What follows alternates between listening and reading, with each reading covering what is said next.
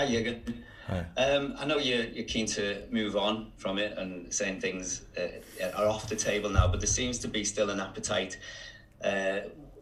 within the Premier League and to punish the big six or the six breakaway clubs in some form. Obviously, clubs like Bury and Wigan have suffered points deductions because of what the owners have done in recent years. Do you think there will be sanctions taken against you, or should be sanctions taken against you? And are you concerned that something... For what reason did Bury and Wigan get points deduction? Bury because their owner put them into insolvency, and Wigan because their owner put them into administration. And there were clear rules that state. That's something that's slightly different, I would say. Right?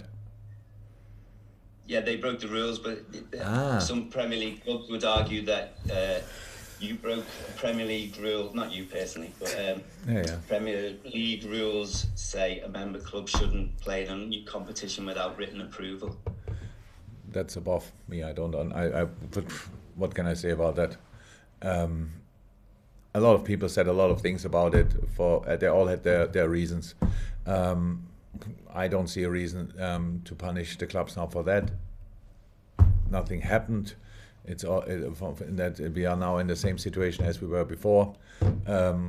If somebody wants to punish us for that, I cannot change that. So obviously, and no, I have nothing to say about that, to be honest.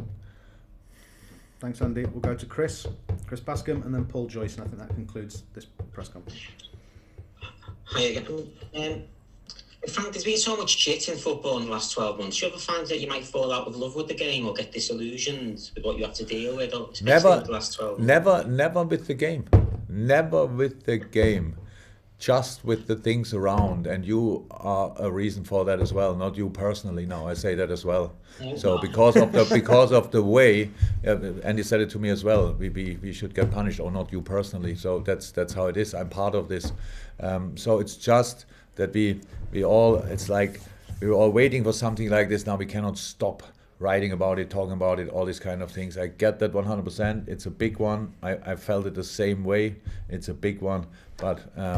Apart from that, I can now not constantly think about it, talk about it. It's just when I have a press conference, yes, I have a clear opinion about what I didn't like about the idea. So I thought I made that clear. And all the rest is now for me, let's really focus on the future. That's one thing.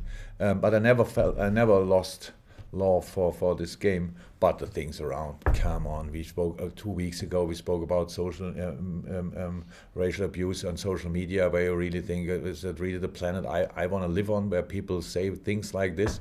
So we had so many things this year going on, and we always tried to get through, and we went kind of through. I said it after the game. I think if somebody would have asked me, what were you missing in this year? So like, what could have happened on top of all the rubbish what happened to you this year? And I would have said, that somebody, so the Super League is coming up. I couldn't have imagined that. But when it came, I was like, of course. So next challenge, let's try to face that as well. So it was a lot, but it had nothing to do for me with the game, because the game, with all the things what happened around, the game stayed the same, got better and better and better. And if you give the decisive people more time to train, you will see how much better this game could be in the future. But because everybody is in a moment squeezing everything out, and not only the owners of the big six, pretty much everybody around as well, the Premier League as well, by the way, and so when you ask why are two cup competitions, and if they are romantics, they say it's the history. Others say because of the money. So yes, and they use the money for some good stuff. I hope that could, and all these kind of things. It's always the same. Why are we now surprised about that? It's in this case that it was as well about that. How could you be surprised about that? No, the game was for me always the same. Okay. Thanks, Chris. Thank you. And then Paul to finish. Jurgen, when you got off the bus at Leeds and the players were abused by the fans being called greedy, and I think it happened when you were on your pre-match walk, do you think that impression will now go into next season when fans are back into the ground? Is that something you're worried about? I'm not worried about it. I know it will be like this. Yeah, of course.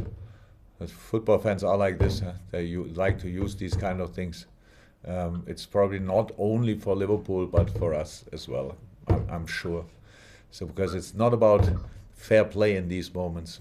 I'm pretty sure the supporters of Leeds who were showing up at the stadium and running after us, they knew as well that we were not involved in it, but they didn't care. They just wanted to tell us what they what they told us. So yes, it will be worse, even worse when the people are back in the stadium. That must make you feel that doesn't help you, does it? Or we will fight. I don't know what we will do with that next year. I have no idea. Doesn't help us. If you show me the away game where people were not already on their toes when we showed up with Liverpool, then I would be really thankful for that. It's always the same. It's like I told that it was Newcastle 1.5 years ago. I think we played there with crowd, and I had no idea why the people were like this. They didn't play for anything. We needed 3 points to become champion, and I think the whole stadium wanted everybody to win that game apart from us. So and I have no idea about the relationship between Newcastle and Liverpool, obviously, but they didn't need extra fuel for their feelings. And so what can change for us? It was always like this when we had away games. We bring our own supporters there, which is great. Usually, when we bring them there, then it's great, and the support of the other teams. I don't know a lot of clubs who like Liverpool when we play there. Cannot remember one. So, same business as usual.